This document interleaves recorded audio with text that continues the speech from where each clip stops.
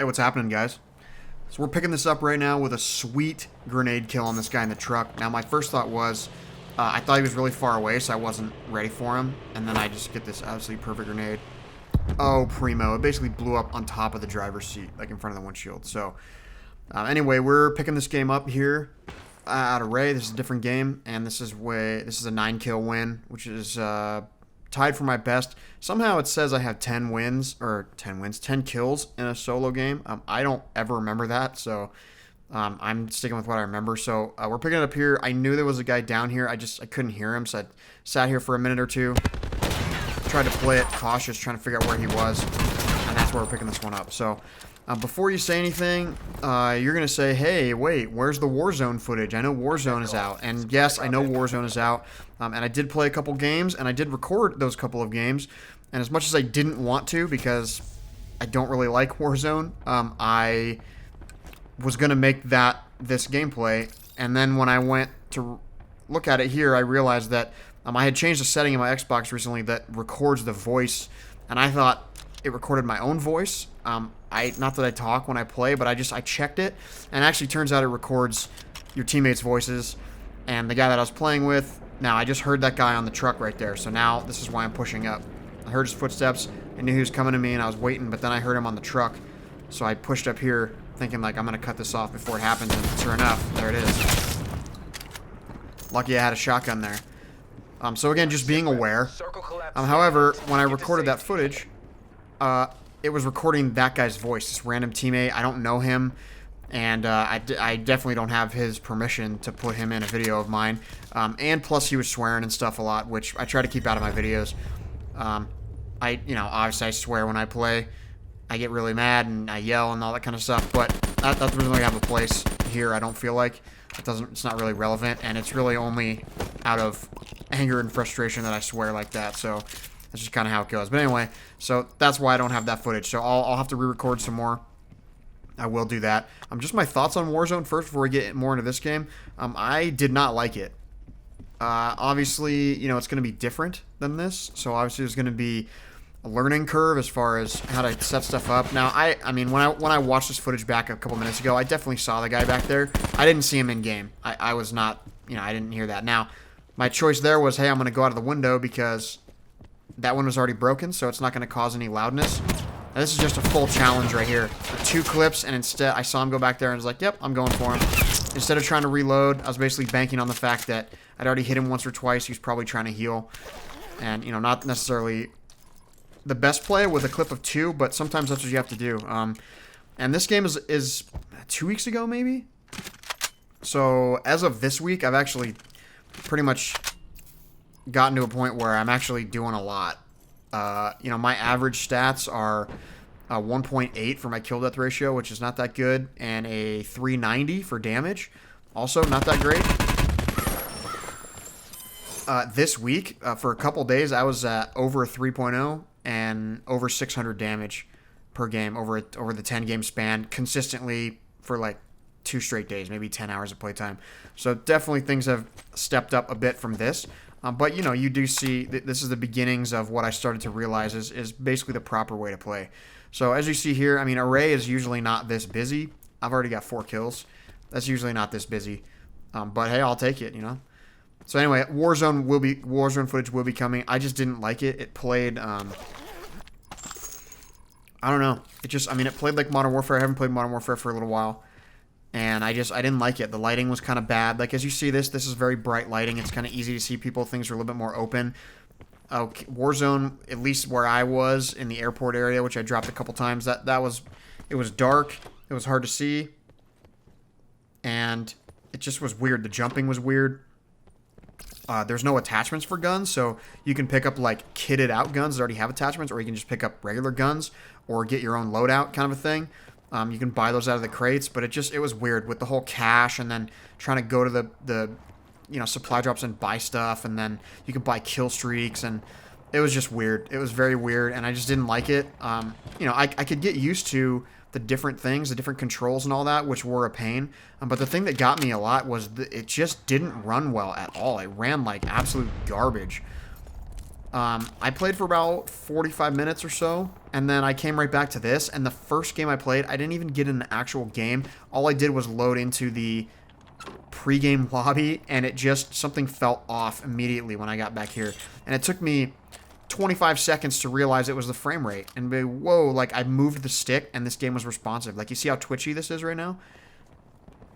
Everything's twitchy, but it's smooth, and it was just absolutely not that in Warzone. It was just absolutely tanky and laggy, and it's really a shame. You know, Call of Duty was always 60 FPS, always, and that was their goal, and if it was below that, they knew that they had some sort of problem, and it was fixed immediately, but it really never did. It was always 60 FPS, and with Black Ops 4, with the Blackout mode, they just went away from that. They just said, yeah, you know, we couldn't really get it to 60 FPS solid, so here you go, it'll be good enough. And they just sort of abandoned that 60 FPS just to cram 100 people in a lobby. You know, before they had Ground War, which was 9-on-9. All the games were 6-on-6.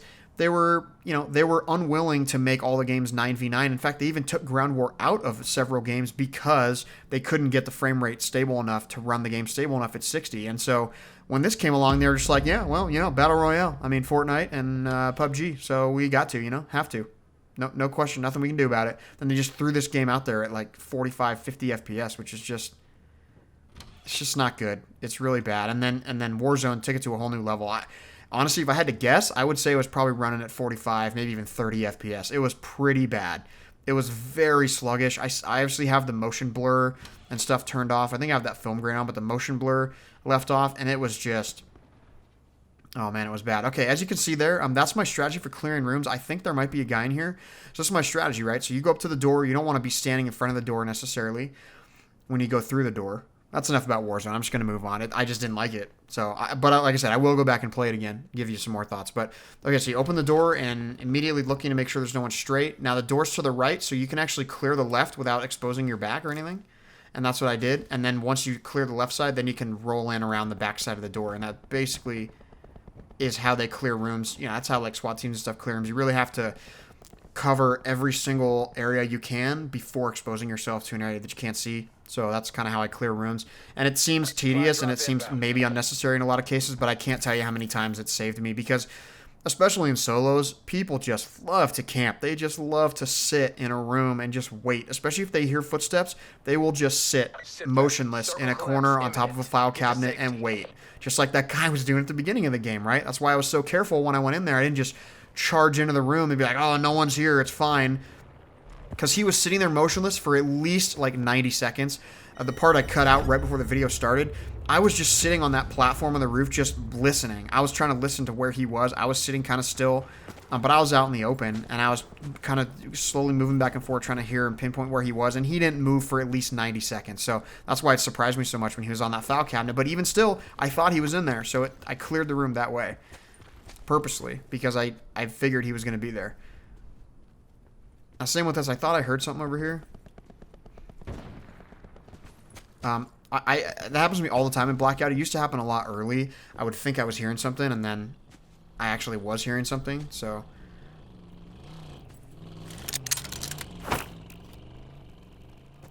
but I'd always like think I hear something, and then I'd be like, nah, that's probably nothing over there. And then there was a guy over there. So I learned to, if you hear a rustle. And even now, I'll hear a rustle and I'll investigate for a minute, and then I'm like, nah, I didn't hear anything, actually. But I'm still alert, and then there actually was a guy over there in the first place. I'm like, you know what, this is crazy, man, to think that people are... Like, people have a lot of patience, a lot more than I have, to just sort of sit and do nothing.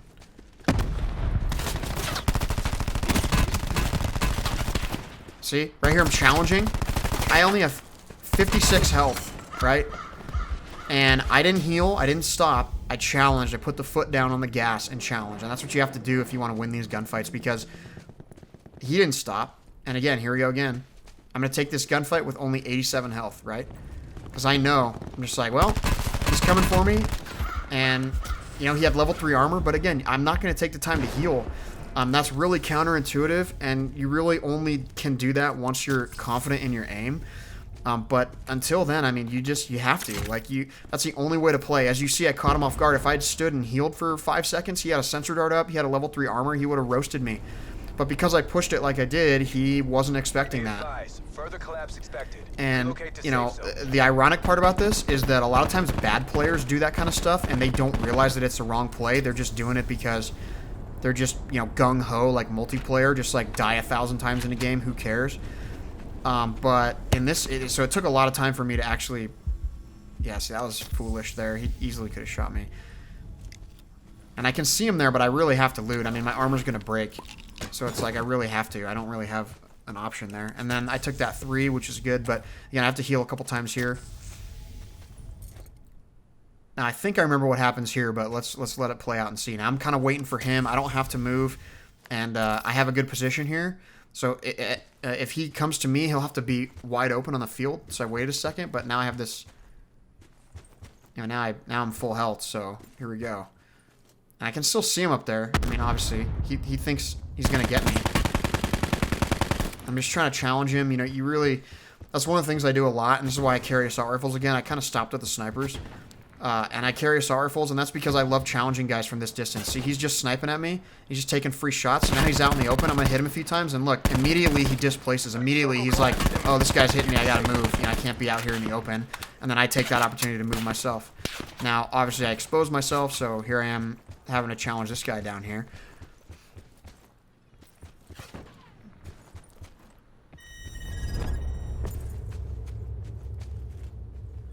I thought he had moved over there. I don't think he did, honestly. But you know, it's just one of those things you learn from. And yeah, see, I can see him now. He's out in the water. So the problem here is that a lot of the things that you're supposed to do, or a lot of things that you can do to better your chances at winning a gunfight, are kind of counterintuitive. And you'd think that because, you know, you want to play it a little bit more safe, because if you die, then you can't respawn or anything. So it's like you want to do that, and then, you know, but like that challenge a minute ago with the rock. I mean, I had 56 health, and I was just like, yeah, I'm doing it, and I just ran at him. Didn't even stop or hesitate for a second to heal. And same with this one. Now you can see what I'm doing here is I'm just trying to juke the guy, just trying to keep my movements unpredictable, running straight forward and running back occasionally, and that kind of stuff. Just keeping my movements pretty unpredictable so he can't get a good shot on me. And you want to vary those. You don't just want to run forward 5 steps, back 5 steps, forward 5 steps, back 5 steps. That's predictable. So you want to run forward 5, then back 3, then forward 8, then back 1, then forward 6, then back 6, then forward 3. You know what I mean? Like, you want to just... And here I'm just getting rocked. So I'm like, yeah, I'm going to have to maybe do something a little bit different here. But luckily I was able to stay on here, and he stopped shooting. And all I have are whites at this point. You can see my armor's in pretty big tatters, so it's cool that I end up winning this game. You know, sometimes you don't need... I'm sure all of you guys have killed a dude and then run up to his bag, and you just can't believe the amount of loot he has. 3 sensor darts, you know, 3 grenades, 3 traumas, 10 reds, like all that kind of stuff. He just is completely loaded, but you end up killing him. So it's like the loot a lot of times doesn't matter as much as you think it does. It does matter. But if you're constantly getting kills, if you're consistently able to win gunfights, then you'll have enough loot to make it work. You know what I mean? Yeah, see, that was really risky. Look at that. Look how close that is. And all I have are these 4 whites. So I really have to go for this bag right now. And I'm just trying to, again, stay unpredictable right now, because I don't know who was watching that. Obviously, everyone heard it. My armor's about to break, so I just really need to grab this stuff quick and get out of here. And I totally... Yeah, I guess I do have a plate. I should have grabbed that other plate. I don't know if I did or not, but... You know, again, you're just keeping the movements unpredictable. I don't want to stay in one place too long.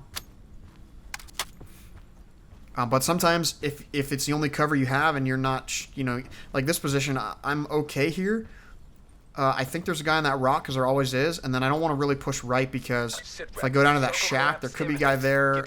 I mean, he's, you know, 15 feet from me, so I'm not... It's not necessarily totally worried about that, but I'm worried about taking a low ground, and, you know, I don't really know what's over there. So in this case, I'm just, you know, kind of looking for information. I'm looking around, just kind of seeing what I can do. And I have to move anyway, and I'm not going to move far right. That's not the play here. I'd have to go so far and all the way around it. I definitely want to go back left here where there's this high ground. That's definitely the better play, even though I have to run across this completely open field, you know. So I see this. I see it's, you know, pretty much... Grab that plate, self. Grab that plate, pass self. Grab that plate. Okay, thank you. And then I get that extended fast. And then, of course, you know, grab a couple whites because I don't have anything. But, you know, again, I mean, I can tell this hasn't been looted, so I know it's relatively safe probably. In case you don't know, that's a great strategy. See, there's a car over there, so now I think there's a guy that way, so I'm like, you know, I'm just going to have to run. I was going to go for him, and then I thought, nah, not going to do that. Because he doesn't have to go anywhere. As you can see, he's in the circle, so I still would just rather get better positioning than get one free kill or maybe a kill off that guy. Maybe I lose the fight, or maybe I, you know, have to burn through all my meds or lose my armor or something, so better to just take the better position, and then, you know, he'll have to move eventually. Net call. Supply drop incoming. But that's a great tactic. If you ever want to make someone think they're safe in a building, just don't loot any of the stuff in that building. If you're one of those people that likes to hide in a building, just don't loot anything in that building, and then just wait in there, because when someone comes around and they see it hasn't been looted yet, they'll think it's relatively safe, and they won't think twice before going in there. Because, you know, if it's 2/3 of the way through the game and they roll into that building and there's no loot in there, or there's full loot in there and none of the doors are open, they're like, oh, all right, no one hit this. I'm going to hop in here for a second, maybe change my batteries, maybe take a drink of water, maybe try to sound horse, see if there's anyone around me, and then you just destroy them because they're just sitting there. So there's that car. So I know there's a guy relatively close. My best bet is he's probably at this rock, or maybe in one of these bushes. That's why I'm looking. And, you know, again, these things come from experience. You have to have experience to know where guys are going to be. And I was just saying this tonight to my buddy when we were playing. We had a really solid night. One of the best nights we've had in a really long time. I mean, we didn't get any wins, but we had multiple top fives. Well, like top 5 people. So multiple top 2s on duos. And we were just wrecking people. Like I said, some of the best games we've ever had. I think the last game we played was maybe the best game we've ever had, the two of us together. So I just said, you know, you need to put yourself in the position of the other player. Try to think how they're going to approach it, because that's how you turn it against them. You know, and then, oh, actually, I just saw that body there. I didn't see that when I was playing the game. But again, you know, you have to think like the other people think. Okay, where's this guy going to be hiding? Where are these guys up here? And this is why I keep checking my back over here. Guys are going to be rotating from the right. That's usually how it works. Guys will rotate around the very edge of the circle in these final few, especially with only 7 people left. So I'm just kind of up here on the high ground. I can't really hear anything. I don't have any dead silence, so I'm just kind of waiting. And the one thing about Nuketown that's kind of bad is, you know, guys are going to be on that cliff opposite you. When I turn around, they'll give you the heading so you can see. But, yeah, like over there, like 168, 170 in that direction, you know guys are going to be up on that cliff. And to that right, there's those couple of trees. You know someone's going to be up there. And there's still 6 guys left. So I know there's probably one over there, which means there's still 5 guys. I'm sure there's 1 or 2 underground maybe. Which leaves, you know, these are the kind of things you have to think about when you're playing this game, or else you're not going to win. So I think there's probably a guy to the left. There's probably 2 underground. That's 3. So that still leaves 3 guys completely unaccounted for that I have no idea where they are. I'm assuming one's in the top of the town, so that's probably 4. That still leaves 2 guys who are completely, I have no idea where they could be. And actually, there's a guy right there. I don't know if I see him. Yeah, okay, yeah, I see him here. But I don't want to shoot, you know, at this late stage in the game. That's not a sure kill. If you had a sniper, maybe, but that's not a sure kill for me. And right here, I'm looking, and I checked that window a couple times in that little portable building. Wasn't sure if I saw a guy. After knowing how the game ends, I'm pretty sure there is a guy in there right now. But that's why I keep looking at that, and I'm like, I don't know if there's a guy in there. But from this distance, it's not a sure kill to get this guy over to the right. So I'm really just, and see, he goes back left. So I'm really just kind of waiting for him to come up to my right. He might have seen me and decided not to go that way. But, you know, at this stage, you know, stealth is important, and it's not about being weak or being a wuss or anything like that. It's just about, you know, you have the advantage when they don't know where you are. When I haven't fired for a while and they don't know my position, I don't want to give it away for maybe one kill, maybe not. I mean, I don't want to give that away, because as soon as I start shooting, guys are going to be swarming me. So now we're just down to 5. Now we're down to 4, and now, you know, I have a good positioning here with the circle, but I do have to push over here. And like I said, I pretty much deduced there was a guy in there, so I was trying to throw a grenade. Obviously, I missed the window, but trying to look for this window or this tree, and then I think, you know what, I have to go left here, and still thinking, okay, I guess there's probably no guy in there, but my better sense says he's camping out in there. So I'm glad that I didn't stop looking. See, right? I might have heard him. I might have been talking over it, but I might have heard him. But I was almost certain there was a guy in there when I was playing this earlier. And you know, you look at it there and you think, okay, I turn my back. So at that point, I think, like, there's probably not a guy. And look, There he is, just camping. Now I damage him a bunch, and I think, okay, this really has to happen here. So I push up. He's really in the corner, and I'm like, all right, man, I can't even hit him here. I just got to push in and go for him. Right, reload. Okay, there we go. So that was fine. Now there's only... it's just me and one guy right now. So now I know he's probably on that cliff in his final circle, so I'm just kind of trying to play it safe, you know, thinking maybe he pushed up on me. And, yep, there he is. So now I'm in a really bad position here. I have no cover, and he's got the high ground. So now he's chucking grenades, all that kind of stuff, and I think, like, okay, I don't even have anything to use on him. Like, I've got to grab some kind of equipment here. What I probably should have done was I probably should have grabbed that trophy system, looking back at it now. But the stun is what ends up getting me the game, ironically. So here he is. I'm basically kind of stuck. So, like I said about earlier about carrying the rifles, I love carrying the rifles because it allows me to keep the pressure off me for just long enough. So here I'm just like, man, I'm done. Like, there's no way I'm getting out of here because the circle's basically at my back and I can't go, you know what I mean? And he's just chucking everything he has. So here I'm at least shooting at him, at least getting him to think twice, and then I'm like, yep, gotta go. So now I throw this stun thinking, oh, I'm going to stun him. Genius. And I actually stun myself. Mission area is secure. But luckily I got it. I guess I didn't stun myself. But man, dude. Good work. Talk about crazy. So, I don't know, man. There's so much to Blackout. There really is. And these battle royales, there's really so much more. And it's just like anything else. You know, you could play a game of basketball against your friend and, you know, you could play. But then there's like a high school level, and then there's even a middle school level, high school, then you go to college, and then pros, and at every level there's different things that people do. And then eventually, this is my dance that I got that I wanted for so long, and then eventually you get to a level where even among the pros, there's guys who are doing stuff that even other pros can't do.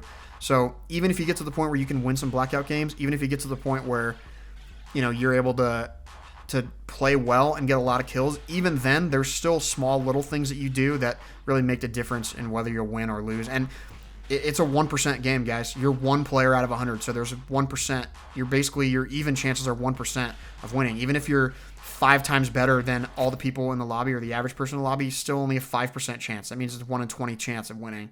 So there's really just, if you slip up, if you do things just slightly wrong, if you're not paying close enough attention, you can lose very easily. So anyway, hope you guys appreciated this video. Hope you liked it. Like I said, there will be some Warzone stuff coming. I'll have to re-record that footage. And yeah, I'll bring that to you guys later. So appreciate it. And that was one of my highest damage games ever. 1954 is my highest damage. A 1910. I just had a 1935 or something. That was the last game I played in duos just an hour or two ago. So anyway, great game. Appreciate it. Thanks guys for checking it out. I will see you the next time.